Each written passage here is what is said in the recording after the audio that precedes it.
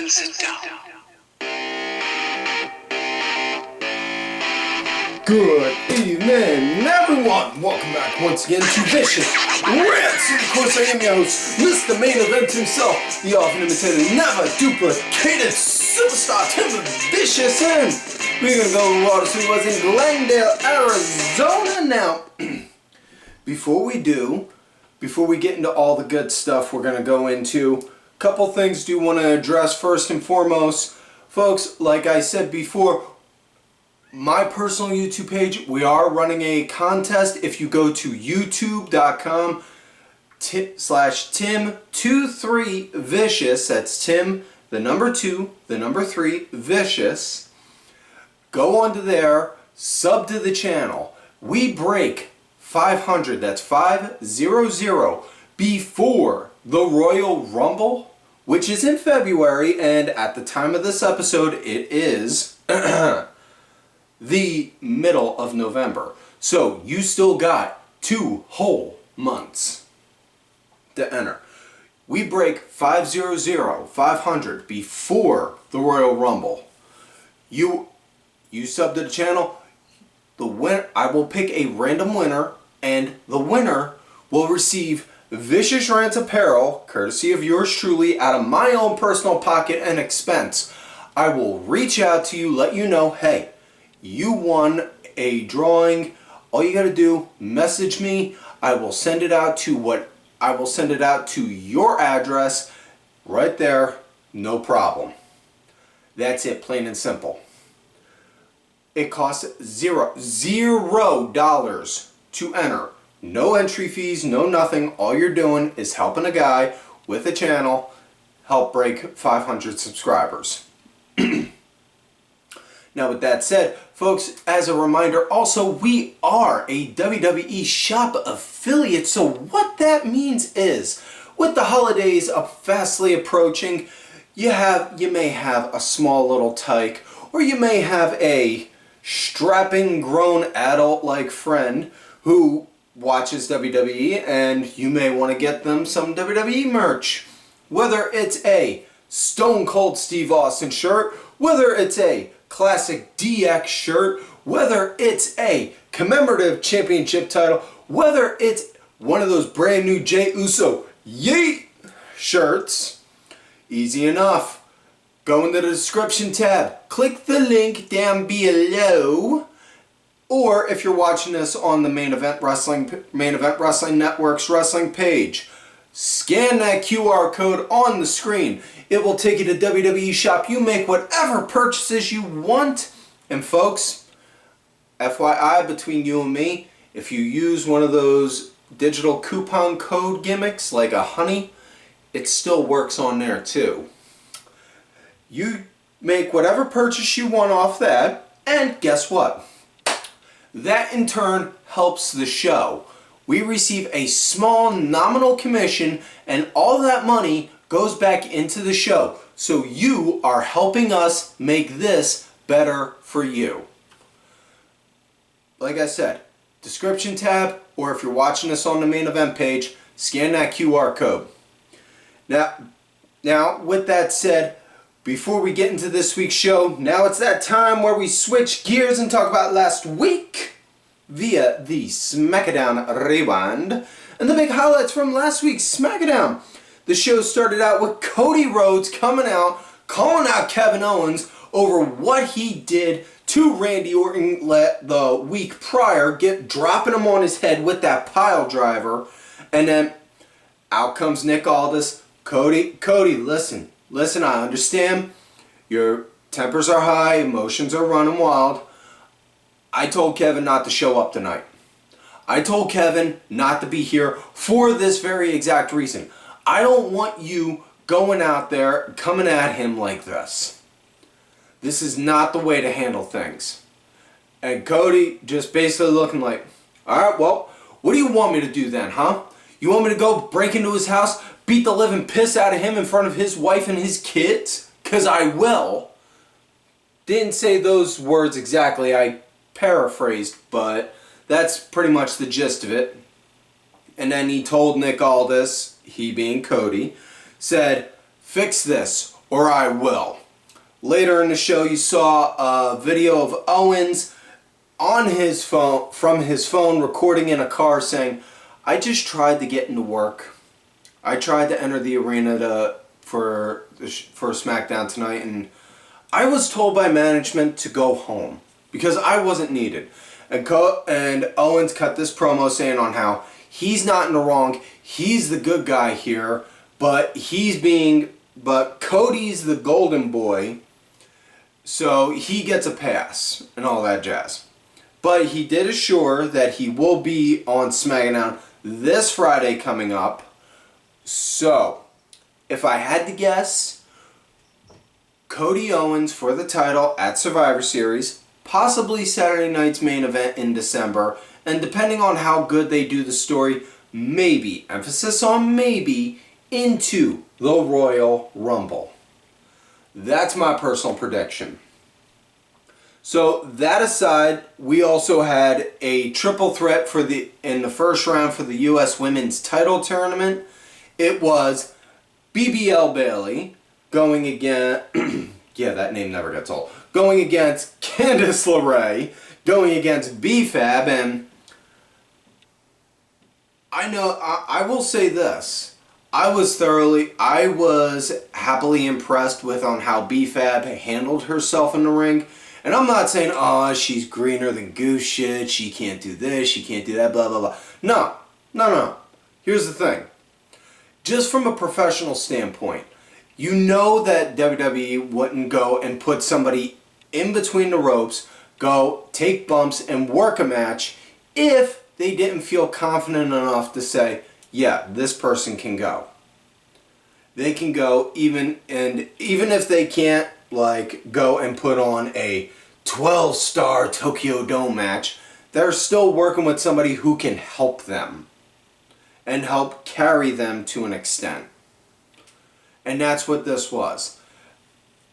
Candice and Bayley, they did their part. I thoroughly enjoyed this match. Bayley got the win. So, yeah. Now, speaking of the U.S. title, we also had an open challenge from the U.S. champion, L.A. Knight. Yeah, dummy. Yeah, let me talk to you. As you see, L.A. Knight, he comes out talking about on how this ain't like Logan Paul where he holds the title for almost a year and only defends it twice. Nah. See, what we're going to do here, we're doing an open challenge. So if anyone's got like a forka to go and step one-on-one with him and try and get this title off his hands, by all means, come on out.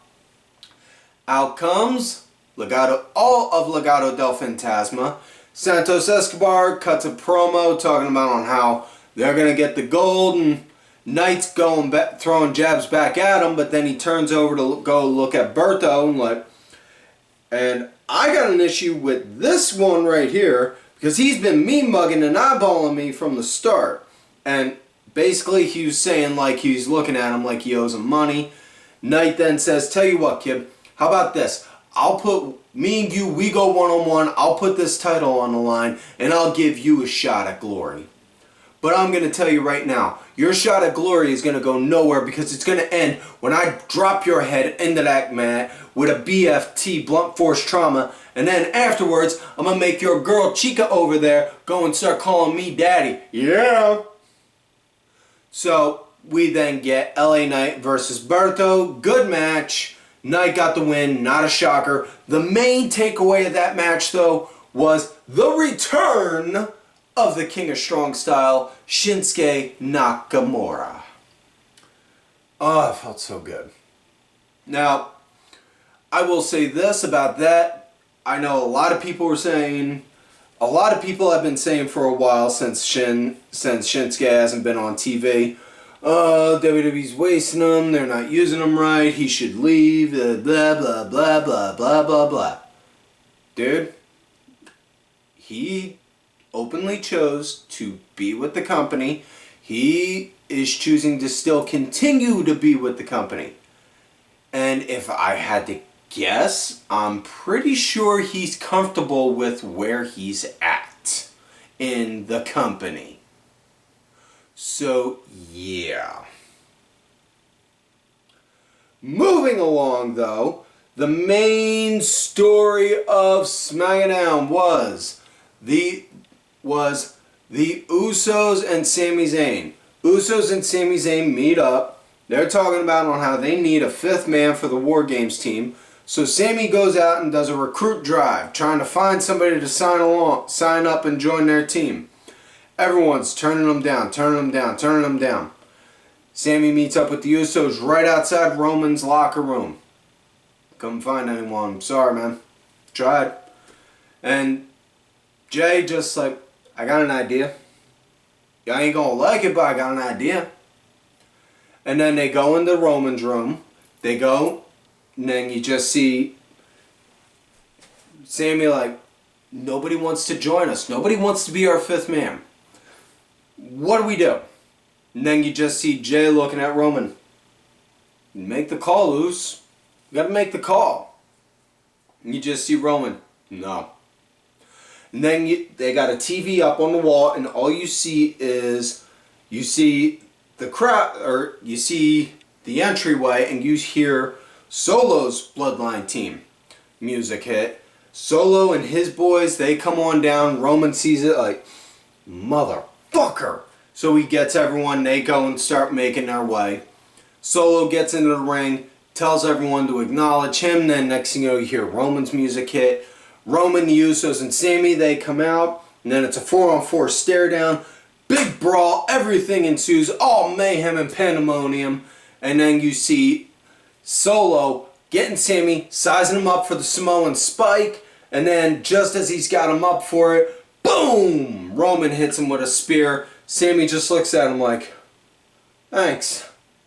Listen, I don't know if we're square, but thanks. Kind of having that kind of look on his face. And then Sami goes, does a running dive to take out everyone on the outside. And then just as Roman turns around, that's when he sees Jacob Fatu. Now, again, personal prediction, this Solo Roman story, I think, is going to culminate into tribal combat at some point.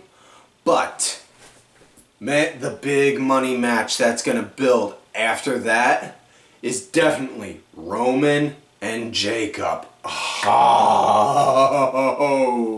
that's going to be good. But, them two just locking horns, staring at each other like two big, mean, nasty alpha dogs, getting ready to square up. And right out of nowhere, next thing you know, right out of nowhere, boom! Roman gets snuck from behind by big Bronson Reed, and it's later revealed that Bronson Reed is on Solo's payroll and is his fifth man for War Games. And after the big old beatdown, you just see, again, Jay beating up or clenching his sides, looking at Roman, make the call, Uso! Make the call! Which, this, go into our Wayback Machine. This goes back to when Roman was saying Jay was going to be his successor, saying, Jay, listen, it's my job to get us to the promised land. Your job is to keep us there. Saying Jay was going to be the next in line to be tribal chief. So, you see Jay is making these calls. He's just telling Roman to go and execute it. Now, the show ended with Roman just sitting in a chair, beaten, looking all sorts of beaten and mangled, getting his phone. Call the wise man. Beep beep. Calling wise man. Do. Sorry, that number is no longer in service.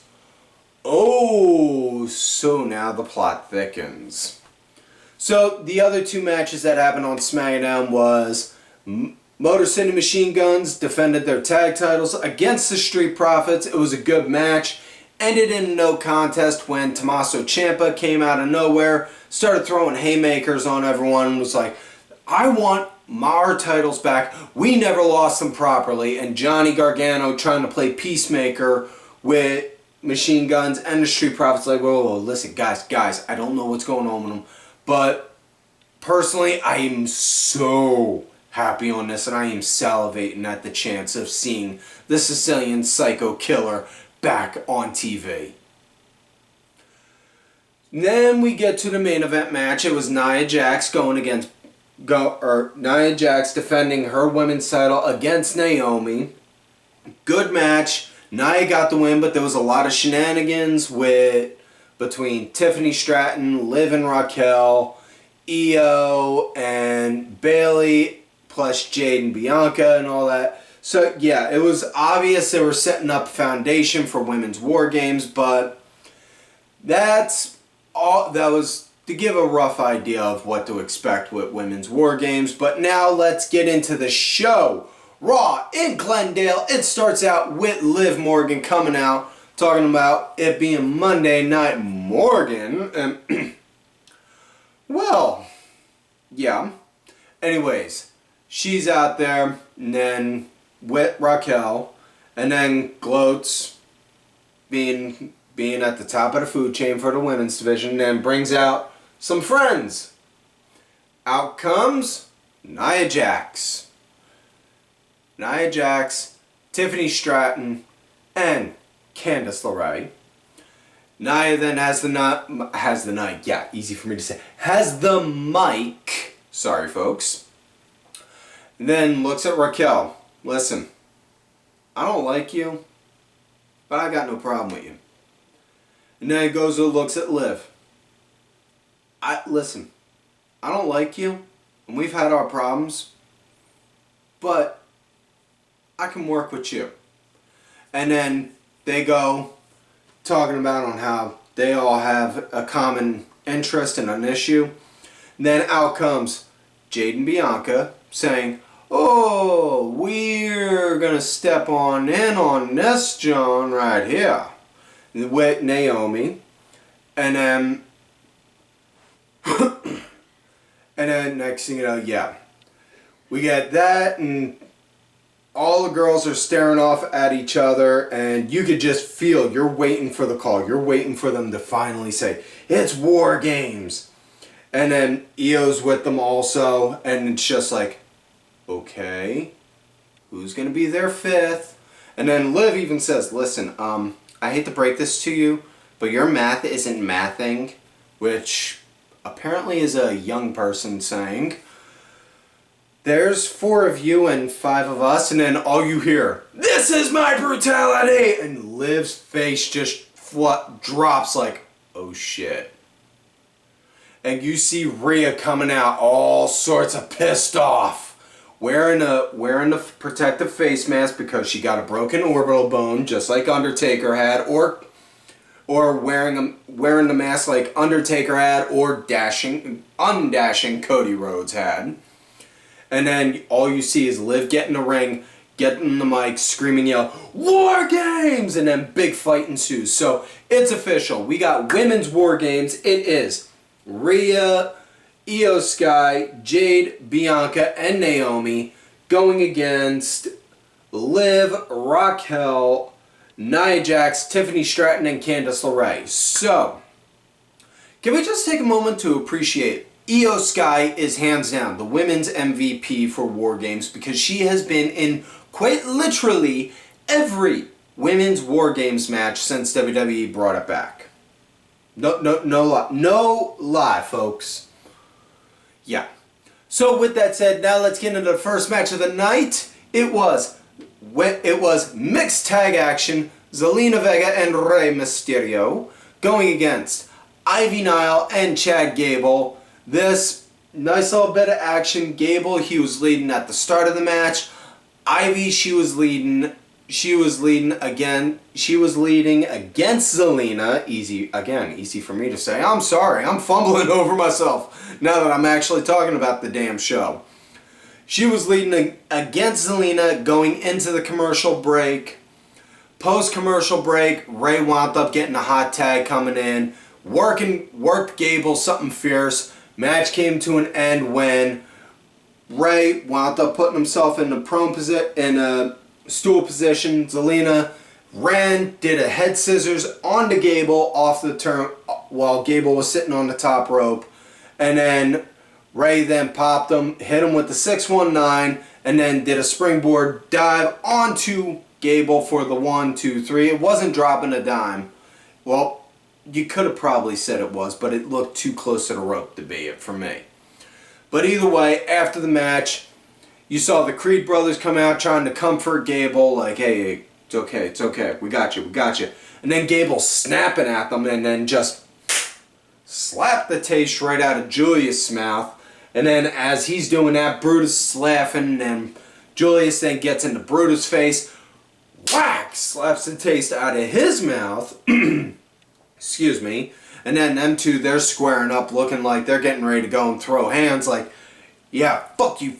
Yeah, this is what you want, And then Gable like, this is the motivation I want from you guys. This is what I want to see. This is the tenacity. This is the anger I want to see. Ah! And then hyping them up. Basically looking like what you see guys do before we go and start wrecking shit. Right? So, next matchup, it's fight night. We got Sheamus. We got Jimmy going against the big bad booty nephew himself, Bron Breakker, for his coveted Intercontinental Championship. This was a good, solid fight, man. Nice, good fight. Bron, he led right into the commercial break with Sheamus hulking up, fighting back post-break. And it was just good, solid action. Both guys just straight...